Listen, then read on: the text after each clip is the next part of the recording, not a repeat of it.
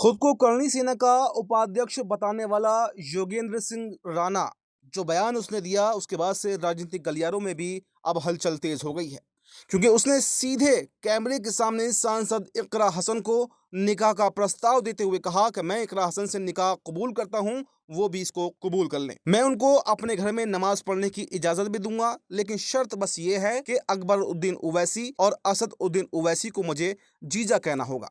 मैंने अपनी पत्नी से भी इजाजत ले ली है, मैं उनसे निकाह करने के लिए तैयार हूं। ये महज एक प्रस्ताव नहीं, बल्कि एक धार्मिक और राजनीतिक रंग में रंगी हुई सार्वजनिक घोषणा थी, जिसने न सिर्फ महिला गरिमा पर सवाल उठाए हैं, बल्कि सामाजिक सौहार्द और संवैधानिक मर्यादाओं को भी एक चुनौती दे दी है।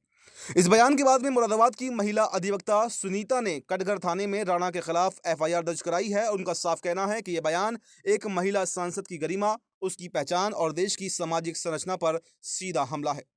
उन्होंने ये भी मांग की है कि योगेंद्र राणा का सोशल मीडिया अकाउंट ब्लॉक किया जाना चाहिए और उसके खिलाफ सख्त से सख्त कार्रवाई की जानी चाहिए, जो भविष्य में उदाहरण बन सके। इधर एफआईआर दर्ज होने के बाद भी राणा माफी मांगने के बजाय पलटवार करने लगा है। उसने सवाल उठाते हुए कहा कि जब आजम खान महिला सांसद के इनरवियर का रंग पूछ सकते हैं तो वो फिर कोई गुनाह नहीं कहलाता, लेकिन अगर वो निकाह कबूल करने की बात कर रहा है तो ये अपराध आखिर कैसे हो गया। इसी बहाने राणा ने आजम खान की पुरानी विवादित टिप्पणी को फिर से उठाया और उस पर प्रतिक्रिया की तुलना अपने बयान से की।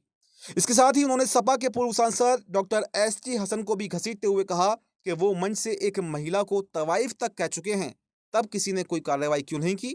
यानी इस पूरे विवाद से ये सवाल अब उठ रहा है, क्या आज की राजनीति में महिला गरिमा का कोई मूल्य नहीं बचा है? क्या नेता अब एक दूसरे की अभद्रता का बचाव पुराने मामलों की अश्लीलता से करने लगे हैं? क्या ये निकाह कबूल जैसा बयान महज एक मीम बनकर रह जाएगा या फिर इसे गंभीरता से भी लिया जाएगा?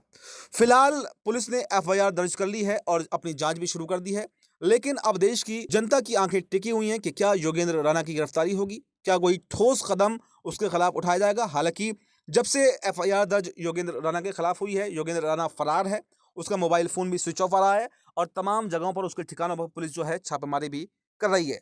ये मामला उन सैकड़ों मामलों की तरह शायद ठंडे बस्ते में ना जाए जैसा पहले होता रहा है, जिन्हें विचार की स्वतंत्रता की चादर में ढककर हमेशा छुपा दिया गया है।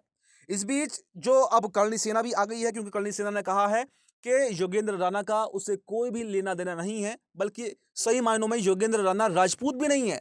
उसने गलत नाम का इस्तेमाल किया है, उसने सिर्फ फर्जी लोकप्रियता के लिए ऐसा किया है। उसके खिलाफ सख्त से सख्त कार्रवाई होनी चाहिए। इस बीच राणा लगातार देख रहे हैं कि फरार चल रहा है और अब सवाल यह है कि क्या योगी की पुलिस राणा को गिरफ्तार करके रहेगी? क्या योगी आदित्यनाथ इकरा हसन के समर्थन में खड़े हुए दिखाई देंगे? और क्या अब सवाल यह है कि महिलाओं पर इस तरह की अभद्र टिप्पणियां जो थीं, क्या वो इसके बाद में रुक जाएंगी? क्या योगेंद्र राणा वो मिसाल बनेगा जो है महिलाओं पर टिप्पणी करने का अंजाम आखिर क्या होता है? ये देखना दिलचस्प रहेगा। इस रिपोर्ट में फिलहाल इतना ही और आप देखते रहिए बेबाक रिपोर्टर। धन्यवाद।